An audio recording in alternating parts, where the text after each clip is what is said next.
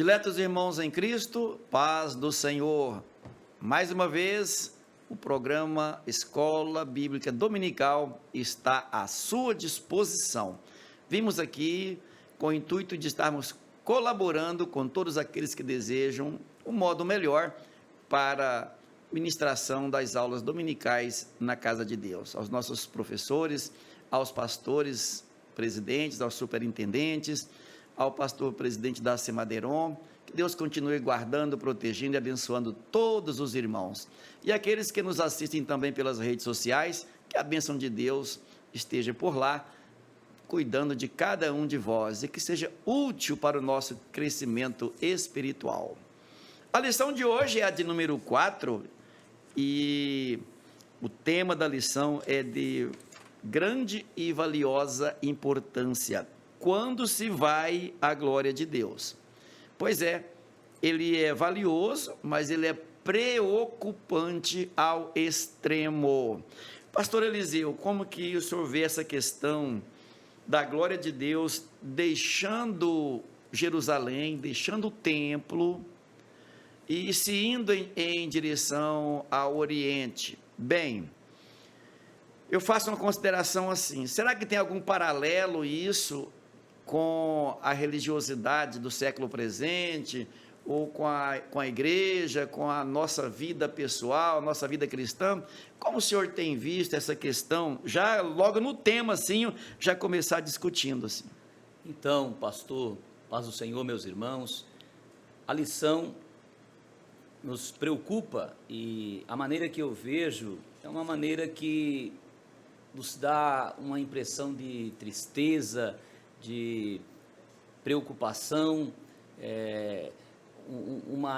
traz-nos uma necessidade de ensinarmos mais a palavra de Deus, conversarmos com os nossos irmãos, trocarmos ideias entre os obreiros, entre aqueles que estão dispostos a servir o reino de Deus, porque nada pior do que perder a glória de Deus, pastor Jormi César, meus irmãos. A gente pode perder tudo, se um milionário crente perder os seus milhões, se uma pessoa que tem muita saúde perder a sua saúde, se de repente perder até a oportunidade de um emprego que tinha, ou um grande emprego que exercia, tudo isso é perda, mas falou que perdeu a presença de Deus, perdeu a glória de Deus, acabou tudo, não existe mais nada. Pode ser um suntuoso templo, pode ser um milionário, como falei, pode ser uma pessoa nova com todo o seu futuro pela frente. Sem a presença de Deus, acabou, não há mais esperança, até que ela volte, se é que ela volte, porque em alguns casos, como nós vemos na Bíblia, podemos citar aqui Saul, a glória não voltou mais, a presença de Deus não voltou mais. Que triste, né? Que triste. Realmente, o senhor disse a palavra aí que isso é um sintoma de tristeza. De fato é. Perder a glória de Deus é perder tudo. Perder a glória de Deus é perder tudo.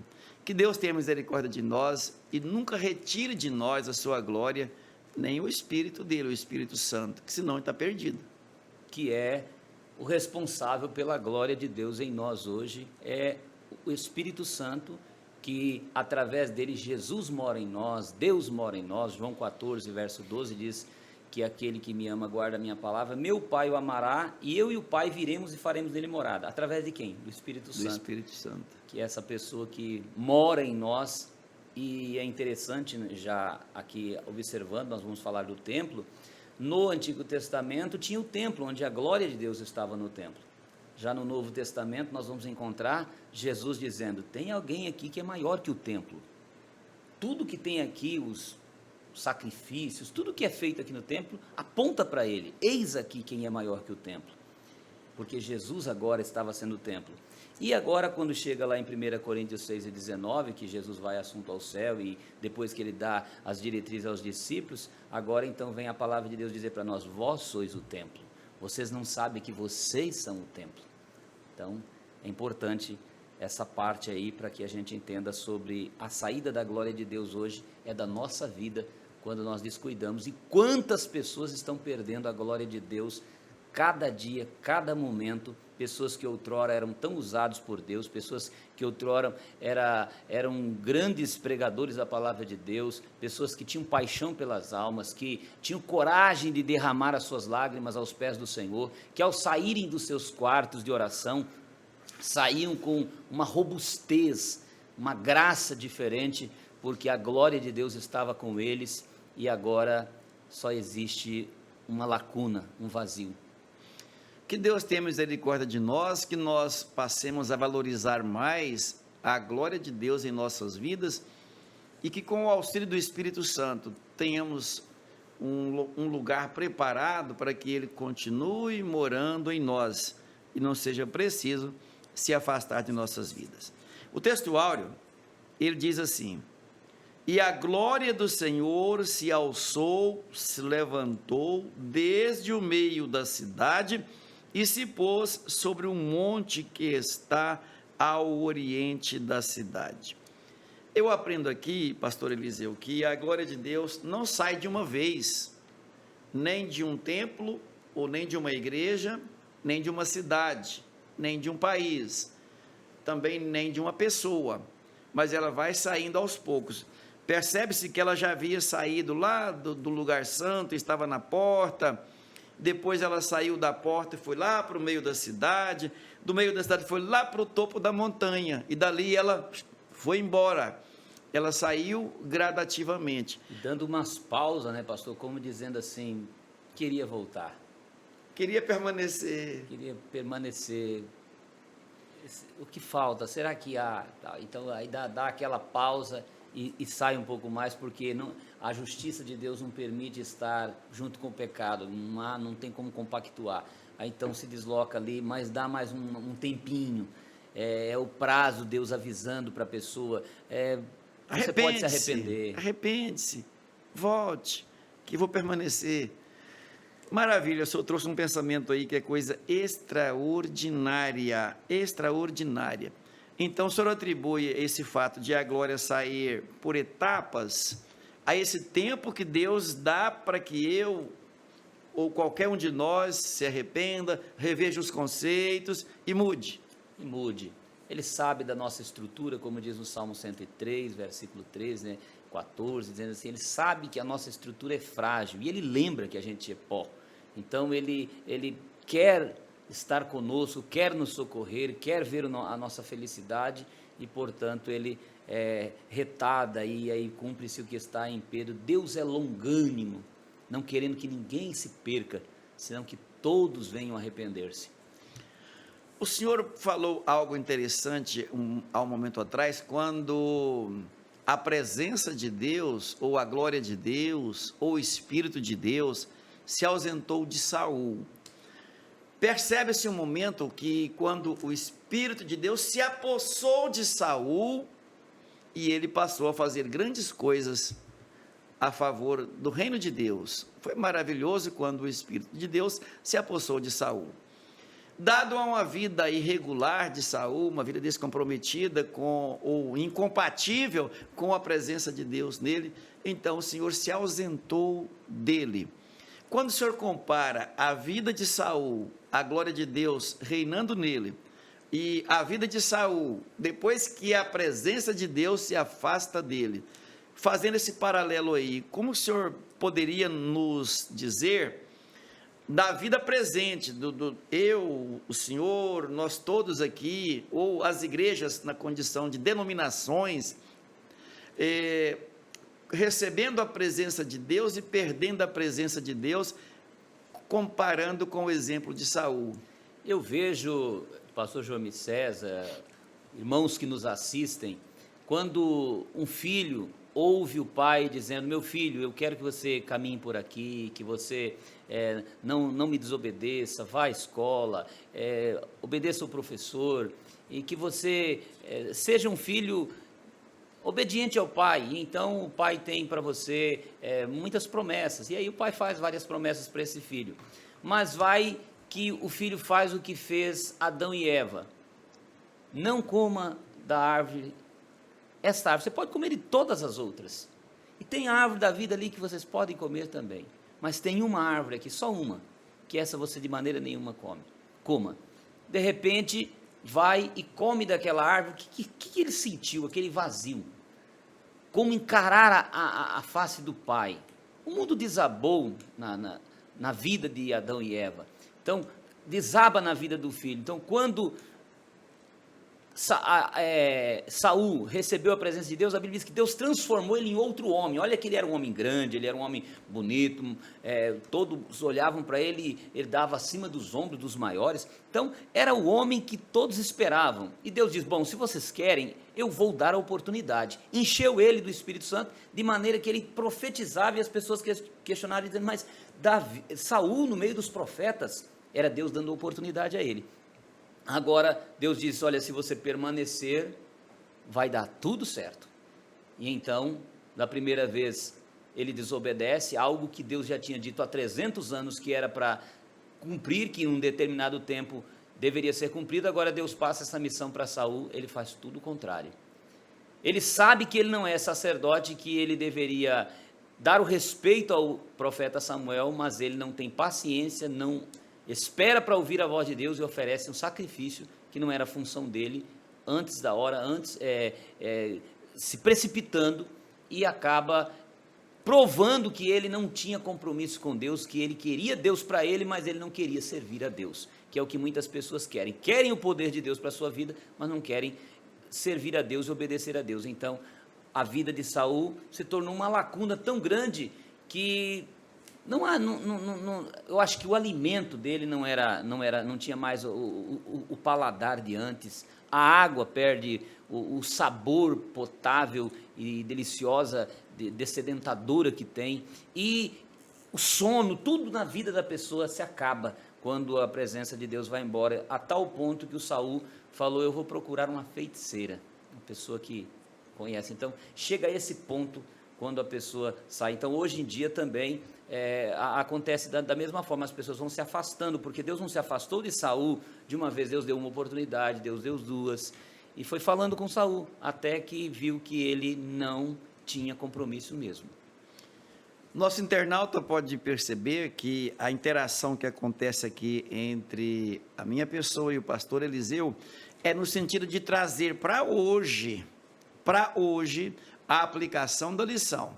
De pouco nos adiantaria contar a história do profeta Ezequiel, de Babilônia, de Jerusalém, de Israel, se isso não tivesse nenhuma aplicabilidade para nós em nossos dias, para a minha vida, para a sua vida, para a vida da igreja em coletividade, enfim.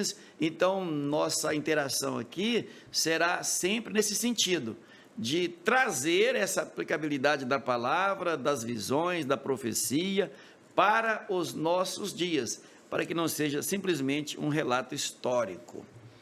Então, dá para se compreender, pastor Eliseu, que o encher do Espírito Santo foi um ato de Deus na vida de Saul. Agora, o permanecer cheio do Espírito Santo é algo que depende da pessoa, é isso? Exatamente. É como aquelas as 5 virgens prudentes e as 5 loucas. Tinha um azeite, mas o azeite ele vai se acabando com o passar do tempo. A noite espiritual está escura. E a gente utiliza o azeite, a lâmpada está queimando e nós estamos clareando. Agora, se eu não reabastecer essa lamparina, como está em Mateus 25, a Bíblia diz, se eu não carrego azeite na minha vasilha, eu estou sendo imprudente. Por isso que fala as 5 virgens loucas, sabe que está noite, sabe que vai precisar do azeite e não carrega azeite nas suas vasilhas. Mas 5, pelo contrário, eram prudentes e levaram azeite nas suas vasilhas, né? Então, o carregar o azeite é uma escolha nossa.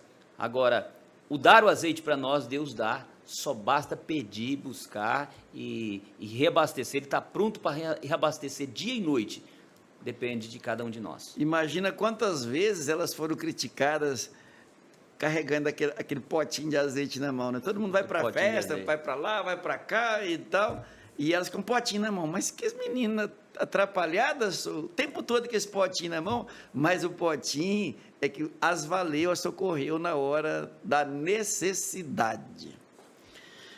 Vamos seguindo a nossa lição e agora com a verdade prática. Deus abandona o templo e retira a sua glória por causa das abominações. Quer dizer, o que faz Deus então abandonar o templo, que pode ser o templo pessoa, pode ser o templo denominação, a coletividade que ali se reúne, pode ser também o templo aqui nação, representando a nação, que quer dizer, são as abominações, os pecados, ou o pecado, né, que é mais correto dizer, o pecado é que, na verdade, quando ele entroniza em nosso coração, ou no templo, ou na denominação, provoca o afastamento de Deus, ainda que esse afastamento seja progressivo, ele iniciou, afasta mais um pouquinho, ou paulatinamente, porque o pecado está tendo preferência, quer por uma pessoa, quer por duas, ou por todos que integram o grupo, e então a glória de Deus vai só se afastando. E pastor, se a glória de Deus vai afastando à medida que o pecado vai ocupando espaço, hoje nós vivemos uma época que a gente vê um esvaziar do Espírito Santo, tem muitos templos bonitos, nós ouvimos muitas mensagens bonitas pela internet, até em público, nós estamos saturados da palavra de Deus, de certa forma nós não temos falta do conhecimento em si, que o conhecimento é aquilo que vem de fora para nós, não está faltando conhecimento, mas essa glória, esse poder, esse distintivo que marca o poder, a verdadeira igreja, o crente preparado para o arrebatamento, nós percebemos que está faltando, e nós tememos nos surpreender quando chegar no céu, de procurarmos pessoas que foram tão vistas aqui, conhecidas aqui na terra, e de repente não encontrá-las por lá, porque a glória foi embora e ficou ali a aparência. Então, além disso, nós estamos numa necessidade como nunca, de buscarmos mais o poder, de termos mais esta glória de Deus, de evidenciarmos isso ao mundo, que a igreja é diferente. Então, se o pecado nos afasta, o que a gente faz então para ter essa glória? É o processo inverso, é o caminho inverso. Se pecando nós nos afastamos de Deus, então deixar o pecado, é o nosso aproximar de Deus. Toda vez que nós aproximamos de Deus, o pecado cai fora. O pecado não suporta a presença de Deus. Isto é, quando nós damos preferências para Deus em nossa vida. Porém, quando nós damos preferência ao pecado, e isso é um ato da razão humana, de uma decisão humana, de uma tomada de decisão, então Deus respeita em razão do livre-arbítrio. Se a pessoa recusa Deus e prefere o pecado, então, com certeza, Deus respeita isso. Eu até penso, pastor, que seria uma substituição do útil, do necessário, pelo que é supérfluo e de nenhum valor. Parece até que o pecado é trevas. E a luz é a santidade. Quanto mais santidade se tem, mais a luz clareia. E as trevas não conseguem chegar onde tem a luz. Não chegam. Agora, quanto menos santificação, mais escurinho, mais fraquinha fica a lâmpada, fica a luz. A tal ponto que, à medida que ela vai enfraquecendo, as trevas vai tomando conta. Parece que é esse o efeito. E daí o que a Bíblia diz? Vamos então colocar óleo para que a gente possa aumentar esse potencial de claridade, essa santidade. Agora, como conquistar então a santidade, né? Como disse o escritor em Hebreus 14:12, buscai a paz com todos e a santificação, sem a qual ninguém verá o Senhor. Só que esse ninguém verá o Senhor, algumas pessoas pensam que é ver a Deus lá no céu, mas não, é ver aqui mesmo. Buscai a paz com todos e a santificação, sem a qual você não vê pela fé. Você ora, mas você não vai conseguir ter acesso, você não vai sentir a presença de Deus como precisa, você não vai ter essa comunhão verdadeira, porque só se tem comunhão verdadeira com Deus, só se tem essa glória, se você tem a paz com todos e a santificação. E à medida que a pessoa se aproxima de Deus, a santidade de Deus o envolve. Sim, é isso mesmo. À medida que nós nos aproximamos de Deus, a santidade dele nos envolve. Nós nos tornamos santos na presença de Deus, porque a santidade dele nos alcança. Chegai-vos a Deus e ele se chegará a vós. Todos nós, então, precisamos mesmo, nesse processo de santificação, nos aproximar de Deus. Que aí, então, ele se aproximando de nós, resolveu o nosso problema do pecado, porque a graça dele abunda, transborda, e a glória dele nos envolve, nos cobre, e nós ficamos santos, como ele é santo. É só lembrarmos de Moisés, né, pastor? Quando ele subiu ao monte, que ele voltou, o rosto dele brilhava, que ele colocou um véu, porque era um impacto muito grande. Ele aproximou de Deus, a glória envolveu ele. A glória veio. Depois, quando Miriam e Arão fazem um questionamento a respeito de Moisés, Deus chamou Arão e Miriam e disseram: quem é vocês? Mas Arão era o sumo sacerdote, que com ele eu falo cara a cara, com vocês eu falo em visão. Então, Arão é um homem muito santo, a Bíblia confirma isso, era o sumo sacerdote, ele tinha uma responsabilidade maior e ele era reconhecido como uma pessoa separada para Deus com um distintivo muito claro, o sumo sacerdote. Mas Moisés era mais ainda. Depois dele, de sumo sacerdote, tinha os sacerdotes que tinham locais, por exemplo, dentro do santo, eles podiam entrar, mas não era qualquer pessoa que entrava no santo, porque ali era o lugar do sacerdote. Mas lá no santo dos santos não era lugar do sacerdote, era do sumo sacerdote. Entendeu? Então, a diferença de aproximação com Deus. E lá no átrio, então, tinha os levitas, que eles atuavam, que também eram santos, e depois tinha todas as tribos de Israel, que também eram chamados por Deus de a nação peculiar, o povo santo. Então toda a nação era santa, mas aqueles que estavam mais perto de Deus, mais santo era. O que a gente pode aprender com isso? Quanto mais você se aproximar de Deus, mais santo, e mais esta glória eu e você teremos. Quanto menos, menos teremos. Agora, como nos aproximarmos mais? É um preço a pagar. Tem pessoas que ele fala assim: o que custa? Isso não tem perigo, não tem problema, é um pecadinho, é uma falhazinha, e fica em conversa assim, com piadas, em rodas de amigos, não vigia na hora de falar, debates desnecessários, brincadeiras fúteis e tantas outras coisas. Às vezes assiste programas que não deve, que não tem valor nenhum, que nunca precisaria ser assistido. Nunca a televisão precisaria ser ligada para aquele fim, mas o descuido, a falta de vigilância faz com que ele assim assista e diminua então o seu aproximar de Deus, e aí a sua luz fica ofuscada.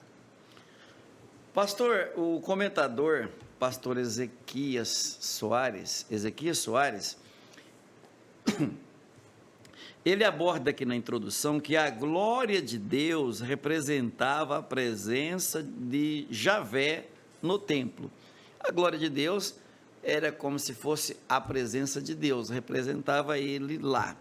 Claro, a ausência da glória de Deus no templo também representava a ausência de Javé no templo, ou nas nossas vidas, que a similitude aí ela se aplica. Então, sobre essa glória de Deus, que já é o primeiro ponto da lição, o que o senhor tem a nos clarear, nos ajudar a entender? Tanto o primeiro subponto, pastor, sobre a glória de Deus, quanto o segundo subponto, estão aí encadeados, eles estão tratando sobre essa glória. A glória de Deus, ela tem vários vocábulos que tratam do que é a glória de Deus. Mas para nós, uma palavra rápida e ligeira, a glória de Deus é aquilo que é superior, é um tesouro esplêndido, maravilhoso. Por isso a gente diz glória a Deus. É uma maneira de a gente glorificar, porque é algo que está além do belo, além do maravilhoso. Então é algo que traz resplendor, que traz honra, que traz valor inestimável. Então, glória tem esse sentido, e nós vamos perceber isso na Bíblia. Alguns utilizam o vocábulo Shekinah, Shekinah de Deus. Esse vocábulo ele não é um vocábulo muito interessante para os nossos dias, haja vista que o Talmud, que não é a Torá, não é um livro, não é a Bíblia, mas é um livro paralelo à Bíblia que auxilia, são comentários dos judeus, e ele apresenta sim a Shekinah de Deus como a glória e tudo mais, mas essa palavra não tem na Bíblia. Entretanto, independentemente, é que às vezes a gente quer ficar falando palavras difíceis de outras línguas, né? Shekinah, a gente usa muito palavras inglesas e tal. Se ficássemos nas coisas mais simples, talvez a gente fosse mais feliz, como a Bíblia diz que Deus tem ocultado as coisas sábias e entendido e revelado aos pequeninos, e as coisas grandes Deus tem utilizado as pequenas para confundir essas grandes e aparentes. Então, a glória de Deus, aqui nós vamos ver que ela aparece no templo, mas quando Deus pede para Salomão, ou melhor, para Moisés construir um tabernáculo, e ele constrói o tabernáculo, então na inauguração do tabernáculo, a glória de Deus vem ali no tabernáculo, e Deus está ali e aparece no tabernáculo ali, na Arca da Aliança, no Santo dos Santos, e a glória de Deus estava sempre ali. Posteriormente, Salomão construiu um templo esse que Davi quis construir, e Deus disse, deixa para seu filho. E Salomão então constrói o templo, e quando o templo é construído, Deus manifesta essa mesma glória que manifestou lá no tabernáculo, agora Deus manifesta no templo, dizendo, eu aceitei e eu estou me transferindo para o templo.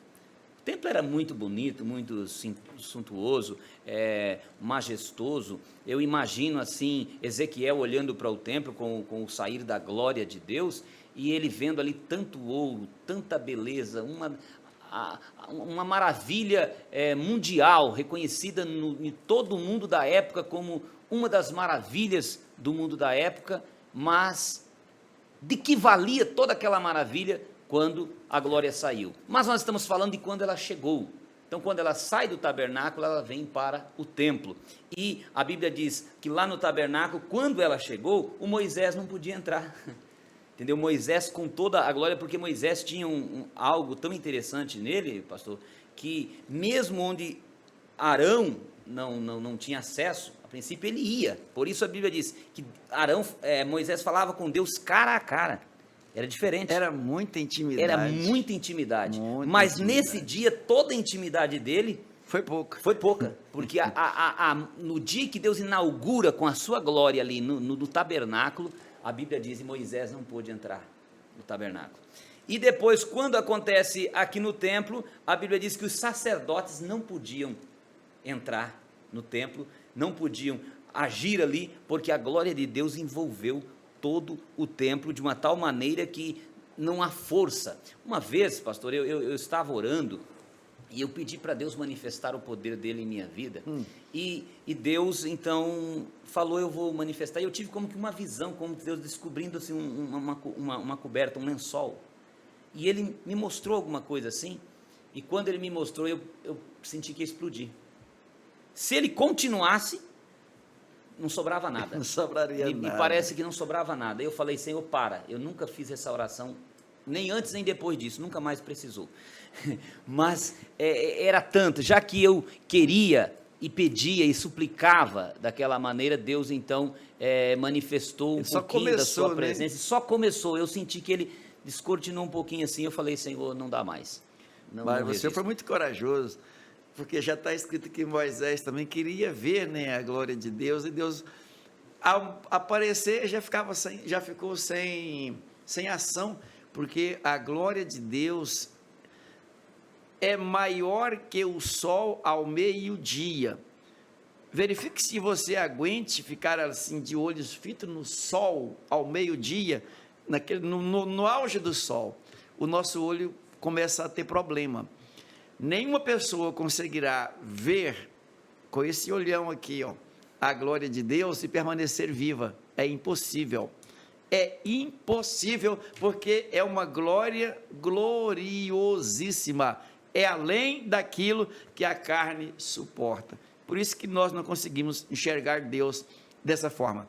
Ele teve que encarnar, enviando Jesus Cristo, o Filho dele, para manifestar Ele. E aí, em Cristo, nós conseguimos enxergar. Enxergamos o Cristo, enxergamos e vimos a sua glória, a glória do unigênito. Então, em Cristo, nós conseguimos enxergar a glória de Deus. Coisa maravilhosa. Eu penso assim, com os meus parafusos, Deus é muito simples. Deus é muito simples. Os homens queriam ver a glória de Deus. Então, ele fez Jesus encarnar, para que nós pudéssemos ver Deus. Isso mesmo, os discípulos queriam ver Deus. Mostra-nos o Pai então. Jesus disse, eu já estou convosco há tanto tempo, e ainda não me viste? Porque quem vê a mim, vê o Pai. Glória a Deus, que Deus é muito simples. Me fez lembrar de um missionário chamado Bruce Olson, do livro Por Esta Cruz Te Matarei, aqui na Colômbia. Então esse missionário, quando ele foi pregar, ao pregar, ele falou, ele usou um talo, uma bananeira, e usou as formiguinhas, como que essas formiguinhas, Jesus descesse e fizesse como uma formiguinha, para poder conversar com as outras formiguinhas, para poder se revelar. Então Deus, ele desceu ao nível do homem, para poder se revelar quem era ele. Para poder então, ser visto. Poder ser visto. Ser crido. Como nós nos transformarmos numa formiguinha para poder conversar e resolver o problema daqueles seres tão pequenos. Então nós éramos como formiguinhas e Jesus veio e se fez homem. Essa glória, pastor, ela designa o que? A singularidade e a santidade de Deus. Por isso nós vemos lá também em Isaías capítulo 6, quando estava lá Isaías clamando, né, orando, e de repente a presença de Deus chega, a glória de Deus aparece e alguém, os anjos, né, os querubins cantando santo, santo, santo. Por que a santidade está ligada à glória de Deus? E quando canta santo, santo, santo, ele diz, ai de mim que vou perecendo. Olha que ele era um profeta, um homem que vinha profetizando e que tinha toda a expectativa, só que quando chegou na hora em que Deus resolve entrar em contato e que confronta Isaías, ele percebeu que ele não era nada e que ele estava em situação difícil e que ele precisava se arrepender de alguma coisa. É importante quando nós reconhecemos que precisamos nos arrepender constantemente para que Deus esteja conosco, porque essa glória que veio na casa, pastor, aqui veio quando construiu o templo de Salomão, e depois quando foi inaugurado, ela novamente ali, Deus veio e se instalou e disse, olha, e estou por aqui, e se vocês clamarem, se arrependerem, se buscarem, se humilharem, segundo a Crônica 7,14, eu ouvirei do céu, perdoarei o pecado, sararei a terra, e aí faz muitas promessas ali. Só que, olha como começa o versículo, se o meu povo, isso, o que significa isso, pastor? Tem que humilhar. Depende da vontade de cada pessoa. Se o meu povo, então esse condicional aí, depende de mim, depende de todos nós. Se nós quisermos, se nós buscarmos, se nós orarmos, se nós nos humilharmos, então Deus com certeza, Ele abunda em nós, Ele nos faz sempre melhorados. A glória existe, mas né, pastor? Se eu quiser mantê-la, se eu quiser orar, se eu valorizá-la, se não, é o que aconteceu com o templo. Pastor, no segundo ponto, nós voltaremos a falar sobre aqueles estágios da retirada da glória de Deus. O senhor já enfatizou muito bem que a chegada da glória, olha que redundância linda, é glorioso. A chegada da glória é glorioso. É lindo quando a glória de Deus chega em uma pessoa, ou em uma igreja, ou num templo. Isso é muito glorioso mesmo. Agora, esse processo da retirada da glória por inadequação do ambiente para ela permanecer, é o segundo ponto. Fala que ele se afastou do Santo dos Santos, se afastou da entrada, se afastou da cidade, se afastou da montanha. foi embora para longe. Bem, como que uma pessoa pode fazer então para que essa glória retorne à vida dele, ou à vida de comunhão dessa igreja? Quando nós vamos para Apocalipse capítulo, os primeiros capítulos ali, até o capítulo 4, vai estar tratando, né, as coisas que viste, e aí as coisas que são, nessas coisas que são, que é a segunda parte do livro de Apocalipse, e as coisas que serão, as futuras, que vai depois do capítulo 5. Então, nessas coisas que são ali de Apocalipse, do capítulo 2 em diante, vai apresentar as 7 igrejas, e cada igreja tinha um perfil. Aí quando chega na 7ª, tinha uma igreja morta para cá, tinha outra Laodiceia muito animada, é uma igreja fervorosa, que Deus, a Filadélfia melhor, não Laodiceia, né? Aí a última, que é Laodiceia, essa era um problema, e aí Deus diz à igreja de Laodiceia, eis que estou à porta e bato, se alguém abrir a porta, eu entrarei em sua casa e cearei com ele e ele comigo. Então, o que fazer para que a glória volte? Abrir a porta, Deus continua batendo. Ele diz assim, você diz que é rico, você diz que tem farmácias, é uma cidade muito rica, que não precisa de mais nada, mas não sabe que você é um pobre, miserável, cego e nu. E eu aconselho que compres ouro refinado no fogo, para que você realmente seja rico, porque esse ouro é a glória, né? A glória de Deus. Eu aconselho que você compre colírio para ungir os teus olhos. O ouro daqui nem passa perto, né? Você não está enxergando mais nada, você está com... sua visão está tapada, então compre colírio. E compre veste branca, santidade, limpe as suas vestes, purifique ela no sangue do Cordeiro, que fica mais alvo do que a neve, mais branco do que a lã. E então, eis que estou à porta e bato para fazer isso com você. Se abrires a porta, eu entrarei em sua casa, eu vou fazer festa com você, você vai fazer festa comigo, a glória vai voltar. É interessante, pastor, que era uma igreja toda, e manda-se para o anjo, para o pastor daquela igreja, essa mensagem, olha, avisa aí, porque esse grupo, ali não era uma pessoa individual, era um grupo, né? Mas hoje nós temos grupos que precisam abrir a porta novamente para Jesus entrar, e muito mais pessoas individual que também são templo, a Bíblia chama de templo, e o verdadeiro templo é realmente cada um de nós, o nosso corpo, e quando nós estamos errados, quando nós queremos esta glória, então abramos a porta, e aí a Bíblia dizia, andemos no Espírito, andai no Espírito e não cumprireis os desejos da carne, Gálatas 5 e versículo 13, né, em diante, versículo 14, 15, ali em diante. Pastor, nós não somos anjos, nós somos seres humanos. A glória de Deus, ela andava sobre os querubins. Os querubins são seres gloriosos. Querubins são seres gloriosos.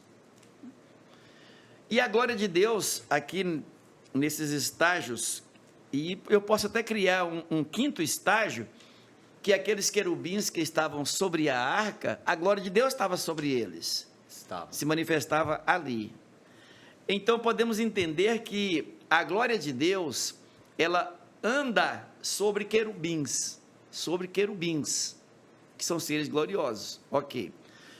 Quando Deus, ele nos enche da sua glória, eu percebo que está dando uma honra muito grande para nós, não de sermos anjos, nem de ser querubim, mas digamos assim, ele aceita retirá-la de sobre um querubim e botar em nós.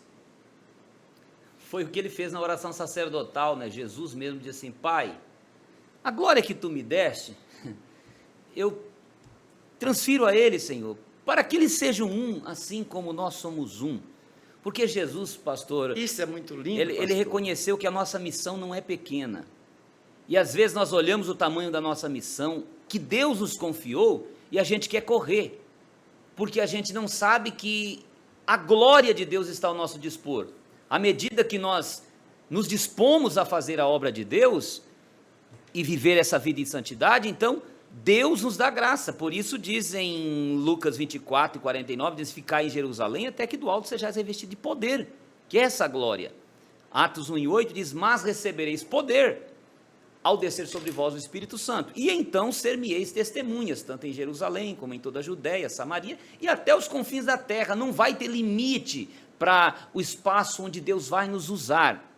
E é tão extraordinário isso, que João 14:12 diz, aquele que crer em mim fará as obras que eu faço, e ainda fará maiores do que estas, porque eu vou para o meu Pai. Então, quando Jesus estava aqui na terra, ele fazia a obra, mas agora diz em 2 Coríntios capítulo 5 e versículo 17 em diante, dizendo que agora quem está em Cristo, nova criatura é, as coisas velhas passaram e eis que tudo se fez novo. E diz assim, porque isso proveio de Deus que nos reconciliou com Deus através de Cristo. E nos deu agora o ministério da reconciliação. O que é o ministério da reconciliação? Ao invés de Jesus vir agora reconciliar o mundo com Deus, Jesus vem, mas de outra forma, através do nosso templo.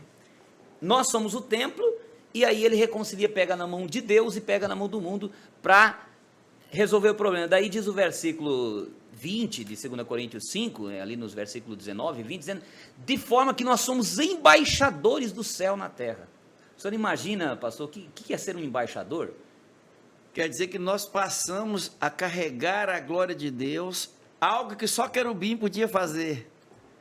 Misericórdia. Que coisa extraordinária, né? E às vezes a gente ainda acha pouco, né? Aí a gente fala assim, não, eu só sou um professorzinho, eu só sou um cooperadorzinho, eu acho que eu nem farei falta lá. Na verdade, você está conduzindo a glória de Deus. Quando Deus nos usa na obra dele, estamos conduzindo a obra dele. Ele deu tanta importância para nós, que em que pese os querubins ser anjos gloriosos, seres angelicais, contudo o Senhor nos valoriza em nos permitir conduzir a glória dele. Eu acho isso muito maravilhoso. Pastor, isso é tão profundo, só que tem um outro lado ruim nisso, nos dias atuais, que muitas pessoas estão interpretando mal isso, porque Jesus vai conosco, ele diz, eu vou com tuas mãos, eu vou com os teus pés, eu vou com a tua voz, só que aí as pessoas vão de qualquer maneira, e estão dizendo que Jesus vai, que Jesus está, e aí as pessoas chegam... Às vezes a glória já até se afastou e foi embora. Aí eu falo assim, coloque a mão na cabeça do seu irmão, mas a pessoa não está em condição nem de colocar a mão sobre a cabeça dele em lugar nenhum, por que ele vai colocar a mão na cabeça do irmão? Entendeu? Diga para o seu irmão, dizer o que se ele não tem nada para dizer, eu só posso dar aquilo que eu tenho. Se ele não tem nada da glória de Deus, da presença de Deus, ele vai dar o quê? Ele vai atrapalhar. Então hoje nós estamos também num confronto desse, não estamos, pastor? Com certeza, quando a glória de Deus está em nós, é diferente. Agora, quando a glória de Deus se afasta de nós, e a razão disso é o pecado, então nós não temos condição de fazer coisa nenhuma. E me chama a atenção também o fato de que o querubim, ele apenas carregava a glória de Deus. É verdade. Não era ele que era a glória, não era ele que era o glorioso, ele carregava a glória de Deus. E o que o Senhor está dizendo aí tem tudo a ver. Às vezes nós queremos roubar a glória de Deus para nós, queremos ser os gloriosos, e aí a coisa acontece isso. Tudo. Manda pôr a mão não sei aonde, manda fazer não sei o quê, um monte de coisa aí, e não acontece nada. Que Deus tenha misericórdia de nós. Pastor, nosso tempinho está voando. Sim. No terceiro ponto, ele fala sobre a glória do segundo templo. E é interessante que Zorobabel reconstruiu um templo, ou basicamente fez um templo novo, depois esse ruiu também, aí veio Herodes, fez um outro. Então, sobre qual templo, na verdade, que o profeta Ageu se referia, que a glória da segunda casa seria maior do que a da primeira, e em que circunstâncias que essa glória se manifestaria? O senhor já percebeu? Então, muitas vezes eu pensei, Senhor, mas como que a glória da segunda casa será maior do que a da primeira? O templo de Salomão era tão maravilhoso, e de repente na hora da inauguração, quando eles foram inaugurar o templo, aqueles mais antigos que conheciam o templo, aquelas pessoas de 90 anos, 100 anos, que tinham alguns nessas idades, que escaparam ali, eles choraram, porque viram que o templo não era tudo aquilo. Nem para comparar. Os novos que não tinham conhecimento do templo anterior se alegravam e riam, e misturou a voz do riso com a de choro.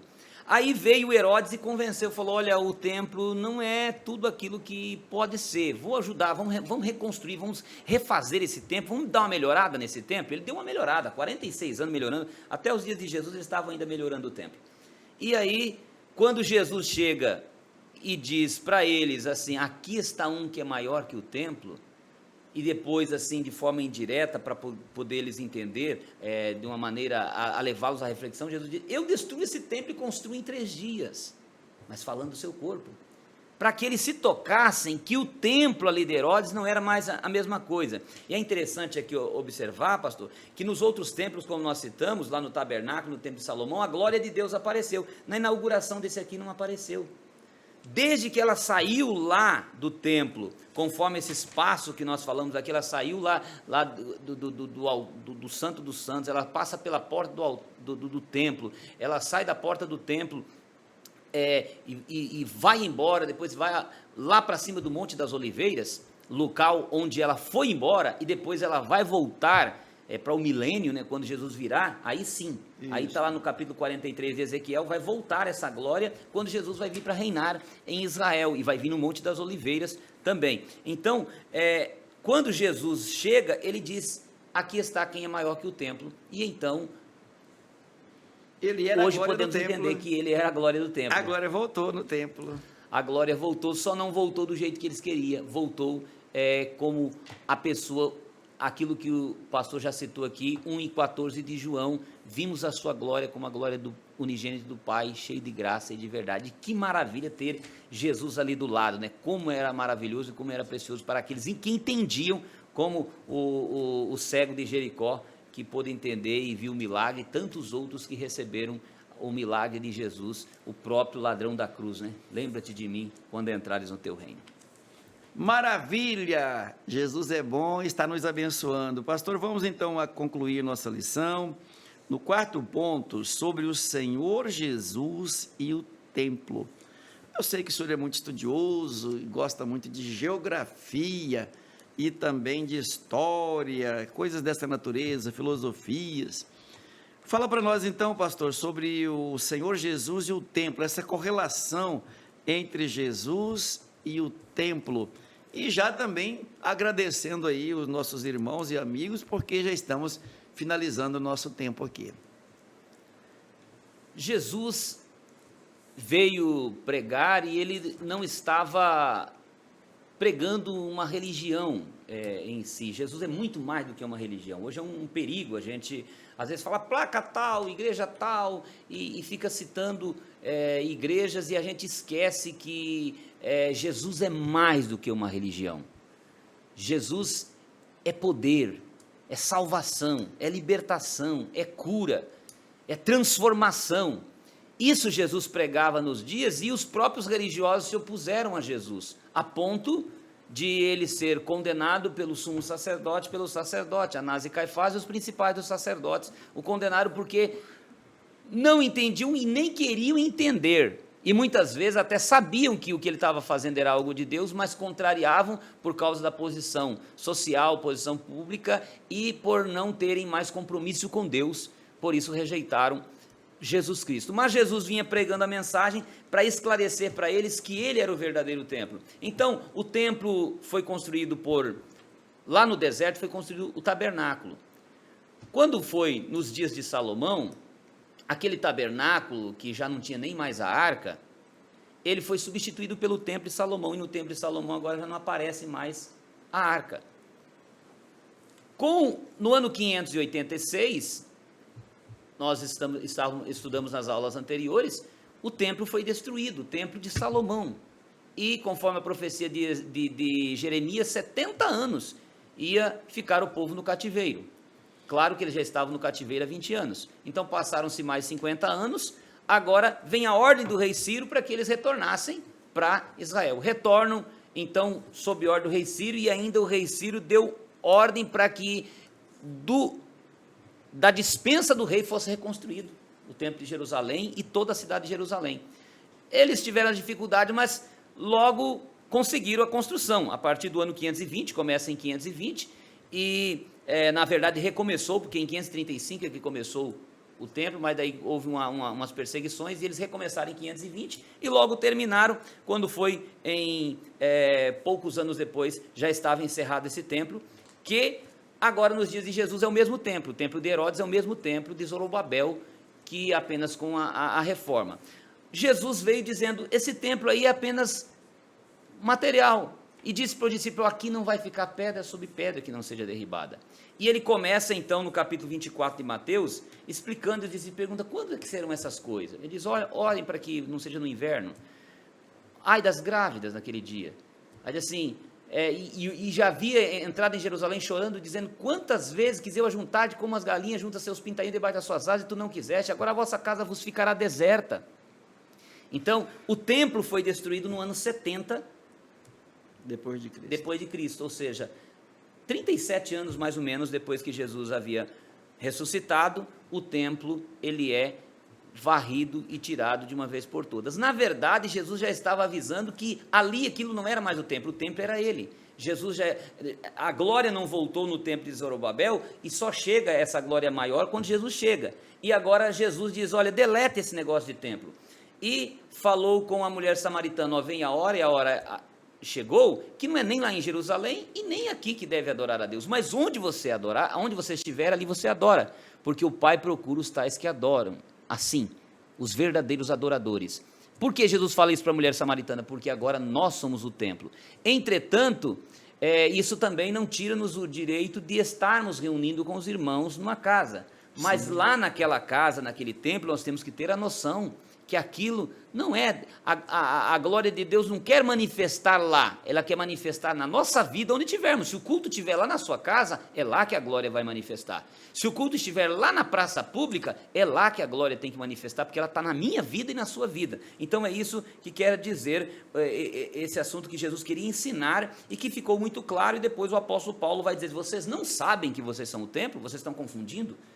Vocês não sabem que vocês precisam glorificar a Deus? Então a presença de Deus hoje está funcionando desta maneira. Deus quer nos usar para expulsar demônios, curar os doentes, ter os dons espirituais, ter a glória de Deus em nós. Nós somos representantes de Jesus, e aí Jesus fala que Ele quer nos aperfeiçoar, de maneira que a imagem de Cristo vai sendo desenvolvida em nós, e quando as pessoas olhem para nós, eles vejam a glória de Deus em nós. Olha que compromisso, que responsabilidade. Quando eles veem a imagem de Cristo, que eles veem a glória de Cristo, que eles veem os atos de Cristo, nós sendo imitadores de Cristo, eles glorificam a Deus e o milagre acontece. O reino de Deus cresce e nós vamos morar no céu se assim nós estivermos. Agora, se nós afastarmos desta glória, certamente perderemos a nossa salvação. Então, que Deus abençoe, pastor.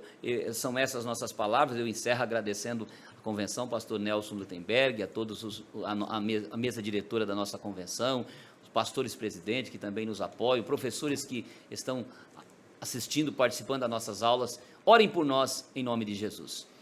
Vamos então nos despedir com oração, agradecendo a Deus por estas bênçãos, e que a vossa aula em sua congregação, em sua escola dominical, seja maravilhosa, e que essa glória de Deus esteja lá, junto com você, em você, na sua escola. Pai, te louvamos porque o Senhor é bom, a tua bondade e a tua misericórdia são eternas. Te agradecemos por essa oportunidade de ministrar essa aula, e que, Pai, seja, na verdade, alguma coisa que esteja a ajudar todos aqueles que dela estão participando. Abençoe cada professor ao ministrar aos seus alunos. Abençoe, Pai, a igreja, o local onde a escola for ministrada. Que a tua glória, Senhor, se manifeste lá. E assim nós te oramos em nome de Jesus. Amém.